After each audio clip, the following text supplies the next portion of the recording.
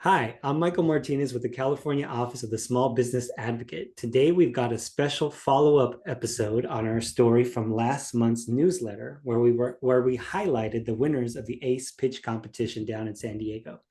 The grand prize winners of $100,000 in non-dilutive capital were the father and son team of Ascender Systems, Jorge and Ethan Muniz, who are here with us today. First off, congratulations. Thank you so much, Michael. No, it's been a really fun journey working with my son and working with the Brink in this journey to get over here. So thank you very much. So tell us first off a little bit about Ascender Systems. How'd you get the idea? And Sure. The invention actually originated with my son. 14, I think, Yep. 14. Yeah, it was around Christmas time, and during Christmas time, he goes up on like a 40-foot ladder and wraps lights around trees or palm trees, Mhm. every Christmas. And every time he does it, it's super scary because he has no protection, no nothing. It's only me. I'm the He's only one. he's my protection. I just hold the ladder. And after he was on with one of the trees, I just thought we gotta stop doing this. We have to have something do it for us, like some robot. We got to come up with a better way. And he was like, yeah, let's do it. Let's start drawing right now. So we that second we had a little free time, so we just started drawing up ideas. He had a fantastic idea. He challenged me as an engineer designer to come up with a better solution, and we went ahead with his design, yeah, but it actually worked, and we turned it around in about 2 months.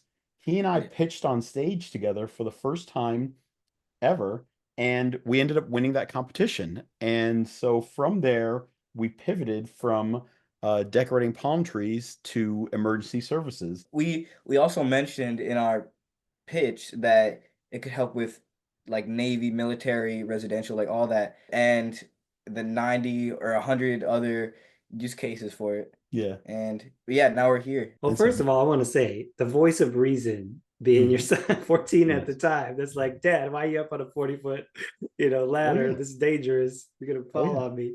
I, And I and beyond that, I do think, it's great that you pivoted, right? mhm, Because that's important yes. in business. You have an idea. There's a lot of different use cases. So going into one of those. So the fact that you did that, but I have to say, just personally, because I'm here in Southern California too, I think decorating palm trees is kind of important. So Yeah. preventing dads from falling out the sky is important. So I think I love the inspiration, and I also love the pivot because so let's talk a little bit more about that. So George, 25 years in the Navy, right, as a Yes. helicopter pilot. So you're kind of used to being up there in Yes. the first place. But 25 years, what was that transition like? I mean, did you always have this entrepreneurial spirit and know what you wanted to do afterwards? When I left the military, I did find that there were those sparks happening even in my day job, even as I'm working through, in my first company, my first transition company was Trellisware, then L3 Harris, then Northrop Grumman.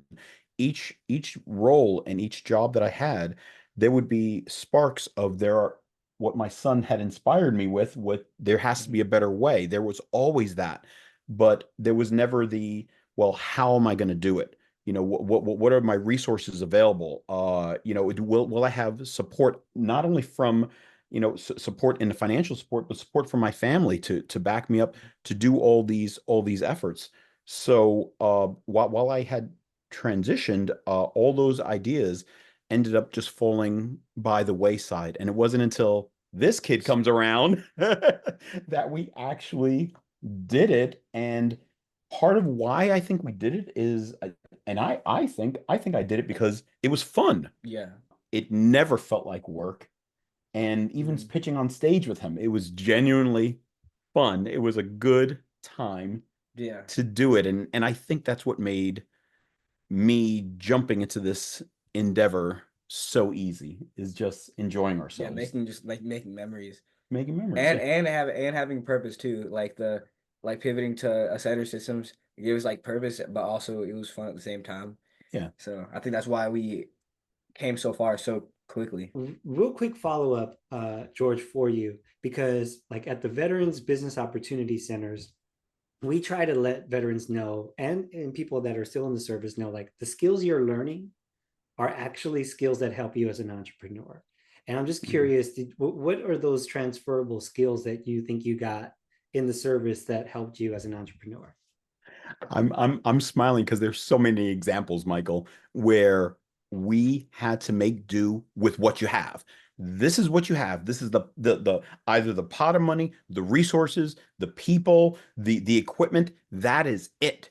And you are stuck and you have to make do with what you have.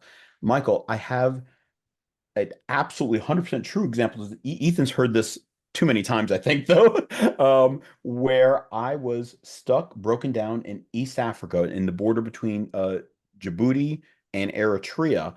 And I had shut down my engine, could not restart my engine. The hydraulic pump that's used to power the auxiliary power unit had been leaking oil but behind it. So we recovered, scooped up as much of that oil, put it back into the tank.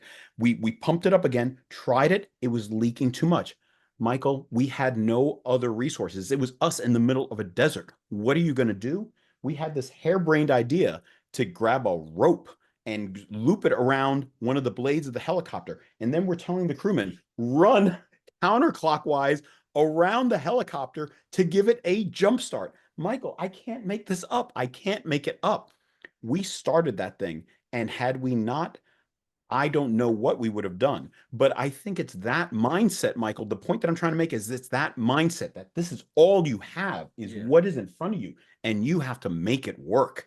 And I think veterans come away with that because you have no choice. You have to make it work and you have to be successful. We will be successful. And so when I look at my son and I think of this idea that we're coming up with, we're gonna do it, and it's again, it's exciting, it's fun.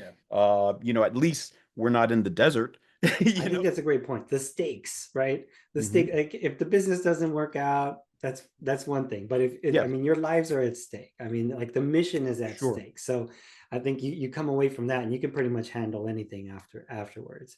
Yeah. Speaking of stakes, though, I mean, Ethan, you're in high school still, right? So, I mean, you're balancing this, and we talked a little bit before. You're wrestling, you got a social life. What advice do you give to anyone out there, any other young person who has a great idea, maybe wants to start a business, but they're like, what do I do? How do I do this? What do I start? I think the most important thing is just rely on other people. Well, not rely on other people, have other people to help you a lot, because I don't know if it was really possible to do it by ourselves, because we have a team of we started with a team of 3 people. So me, him, and Jacob, and who's our engineer. I don't know, just get a lot of help, because you're not gonna be able to do it alone. It's like, it's really simple, but I don't know. That's what I think. I love it. Yeah, no, I absolutely love it, and I want to piggyback on that because what he alluded to is absolutely right. I would have still been climbing palm trees. There's all my years in engineering and design, and it never occurred to me that was a problem. It seemed that was the normal way. If you want to decorate a palm tree, you climb a ladder. That's normal, right? Yeah. It never occurred to me until this kid said something for me to say, yeah, so I rely on him. And now we have, Jacob, we have Irina, we have Luke, we have we have 6 interns right now, and we're going to get an intern in the summer. So we're expanding and we're growing our team right now. Team effort, right? Yeah. You got to assemble your team, get your story together, and get out there and do it. George, same question. I mean, you got people coming out of the military or are still in, and their spouses that are like, hey, what do I do next? Or I have this idea, I have these skills. What do I do? So just tell me some of the help you access in getting to the next level. Certainly. No, for me, for sure, there is. Okay, one, Michael, is that I did pursue my MBA, and during that process, there is that educational background. But even with an MBA alone, I still don't think I would have walked away with the core business startup, from an idea, from concept to customer discovery, all the way to prototype, MVP, to raising capital. During the MBA, it's such a general umbrella.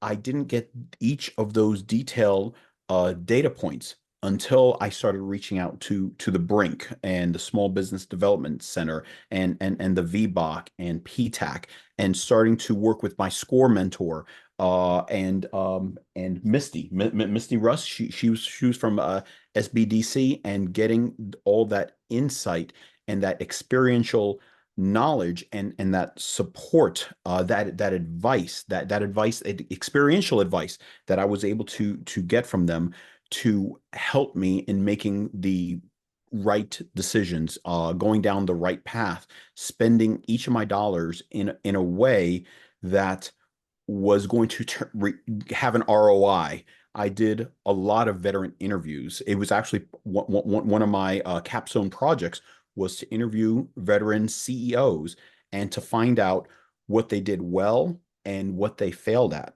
And the failure stories that I got was the mismanagement of funds, the distribution into areas that were just sinkholes.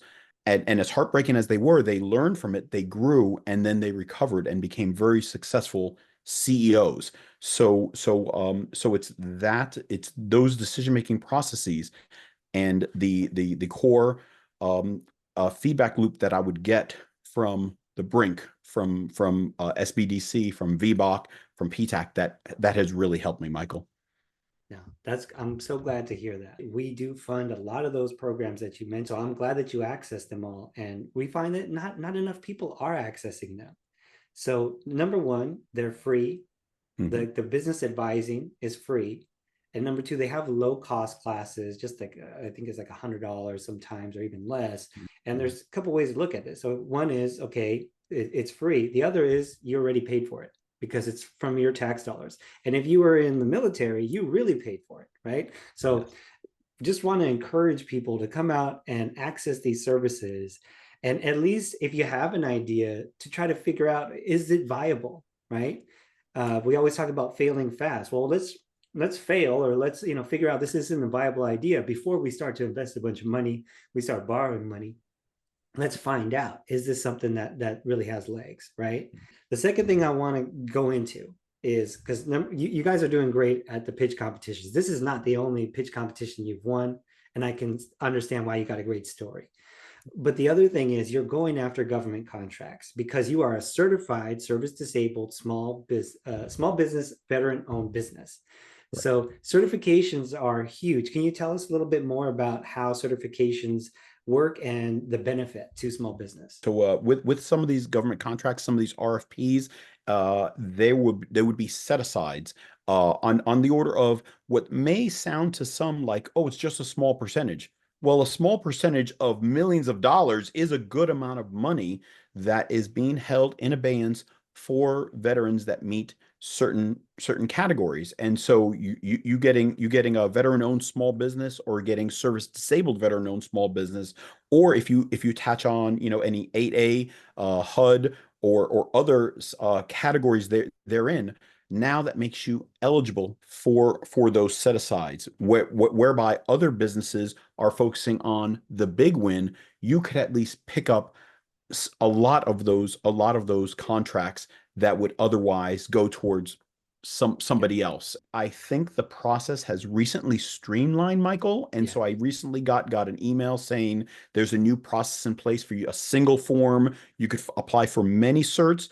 And so I will probably go back and look to see what other certs I'm able to do. And going back to our VBOCs and our SBDCs, that's exactly what they can help out with. And also kind of guided you to the right certification, because you don't want to waste your time getting a bunch of certifications if it's not going to meet your customer base. So for example, I'll tell you, and talking about the set-asides, number one, the federal government, the United States federal government, is the largest purchaser of goods and service in the entire world. In California, the governor just signed a bill recently in the last couple of years where there's a 25% mandate of small business usage. We're going to have links down below that are going to feature the Brink, that are going to feature our office. So again, we have these services all across the state. So if you got an idea, anywhere you are in the state of California, we can help you out. And then, of course, we're going to have a link to Ascender System so that you can connect with them and that you can also follow along with their journey. So thanks again. Thank you very much. Yeah.